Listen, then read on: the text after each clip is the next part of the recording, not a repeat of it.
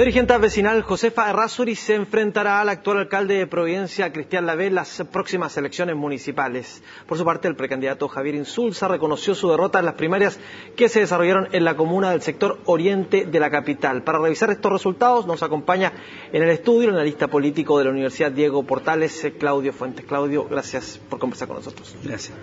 ¿Qué posibilidades le ves tú a esta nueva candidata ya está definido, está claramente ganó esta elección, Josefa Errázuriz frente a Cristian Lavé?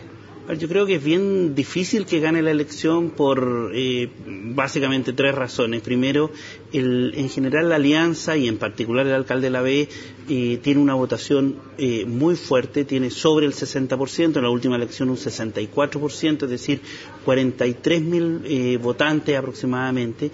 Y la oposición, la concertación, no ha logrado más allá de un 33, el mejor candidato cerca de 31, 32%. Por lo tanto, yo creo que remontar a la figura de Lavé en Providencia con un votante que es bastante adulto mayor y conservador va a ser muy difícil. Sí, pero en estas elecciones también entra a jugar otro segmento de la población que antes no contaba, que antes ni siquiera, tenía posibilidad de votar o no le interesaba derechamente. ¿Eso podría cambiar un poco las cosas? Así es, mira, ahí hay dos elementos interesantes. Uno, la capacidad que tenga Josefa Errázuriz, que es una candidata muy interesante porque es de la comuna. Ella viene de la Unión Comunal, ella viene de Ciudad Viva, ha trabajado, conoce muy bien la comuna. Primero, la capacidad que tenga ella de movilizar a los que no van a votar, que son cerca de 20.000 personas que no votan o que están inscritos en Providencia y históricamente se han restado de votar.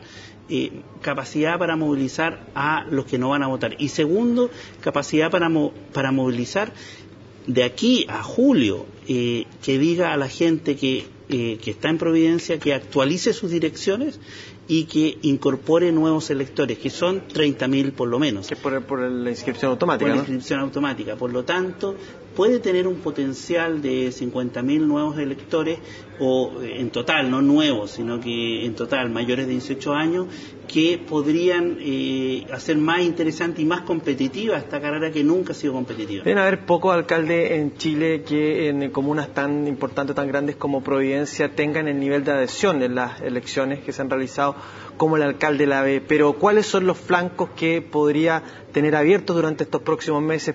Uno de los que se ha hablado harto durante este último tiempo es lo que va a suceder con el Costanera Center, con la apertura del mall.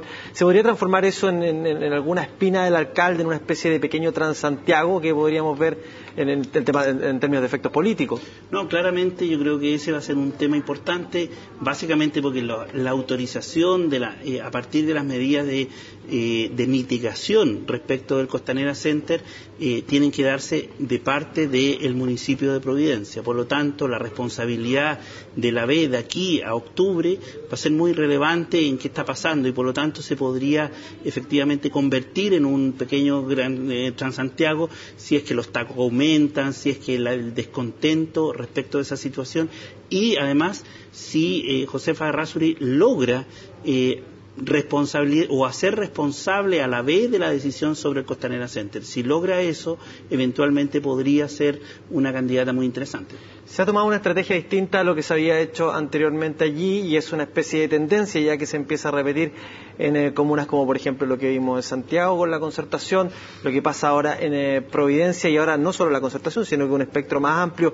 Eso mismo tal vez podría darle mayores posibilidades, en este caso a la candidata Josefa Errázuriz. Ahora ya tal vez no podríamos comparar con lo mismo que sucedió antes porque era un bloque tal vez un poco más grande que iba a enfrentar al candidato Lavé, ¿no? Sí, mira, esta primaria en particular tiene varias cosas interesantes. Primero, gana una candidata independiente dentro de una primaria de la oposición a Lavé. Eso yo creo que es interesante. Segundo, se incluye un candidato como Cristóbal Belolio, que es de la derecha, liberal, pero de derecha al fin, y yo creo que eso también coloca un tema interesante. O sea, se logró transversalizar una primaria, cosa que no había sucedido en otras.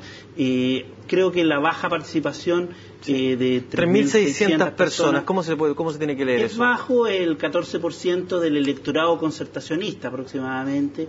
Es el promedio aproximado, un poquito más alto del promedio, de lo que pasó con las primarias de la concertación, con las 140 y tantas comunas. Por lo tanto, no es muy distinto de lo que ha pasado en otras comunas. Creo que todavía es bajo. Pero es un ejercicio por primera vez que se elige una candidata. Siempre había sido a dedo y siempre a la vez en las últimas 3 elecciones se le pusieron candidatas bastante débiles y candidatos débiles que no lograban figurar mucho. Creo que José Errázuriz es interesante porque es de la comuna, es independiente, tiene un trabajo y ahí podría ser una competencia un poco más atractiva. Interesante también el fenómeno que sucede con el alcalde de la B, que pese a haber tenido bastantes apariciones mediáticas que podrían ser consideradas impopulares, por ejemplo lo que pasó con Marchenko, con aquella ceremonia que hizo con Fresno Marchenko. Exacto, también lo que pasó con los liceos, donde finalmente se resistió incluso a la decisión de la Corte de Apelación esperando lo que iba a pasar con la Corte Suprema. Eso lo expone obviamente a críticas, a una serie de ataques, pero finalmente parece que ese tipo de situaciones no se reflejan mucho en los resultados electorales. Lo que pasa es que yo creo que la comuna y en particular el votante que va a votar en el caso de Providencia, que es una comuna que se ha rejuvenecido bastante, pero que el que va a votar es conservador, ve que es un gestor, que la ve un gestor que resuelve. Si tú vas a Providencia hoy día, está plagado de obras 2012 y por lo tanto, le están mostrando sus obras ya antes de iniciar la campaña electoral en julio. Por lo tanto, él apuesta a que él dice: yo soy el candidato a la eficiencia, yo independientemente de mis ideas logro resultados, y ese va a ser el debate que le va a colocar a Errázuriz. Quien tal vez no es tan conservador es el grupo justamente que tendría que movilizar a Errázuriz, de acuerdo a lo que tú señalabas recién, que son estas personas que se van a inscribir a través de la inscripción automática.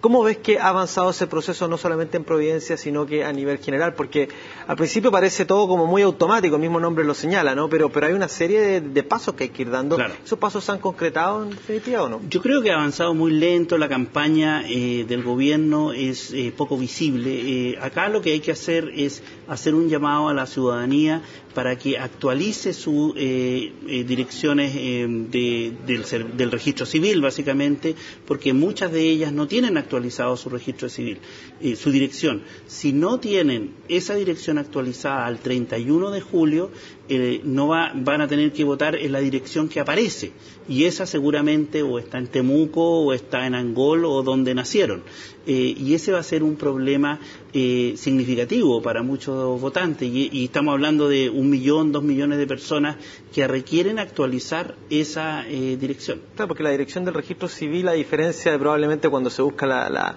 dirección en DICOM, que tiene distintas fuentes de información, aquí me imagino que es tan solo cuando uno va a sacar carnet de identidad, algún documento, pasaporte, claro, ¿no? O cuando nace.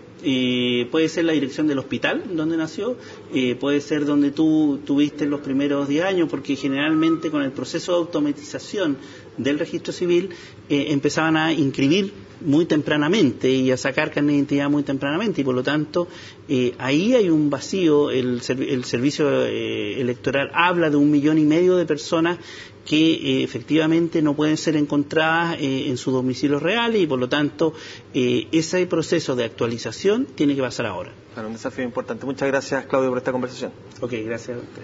Y usted continúa en nuestra compañía porque seguimos revisando las informaciones.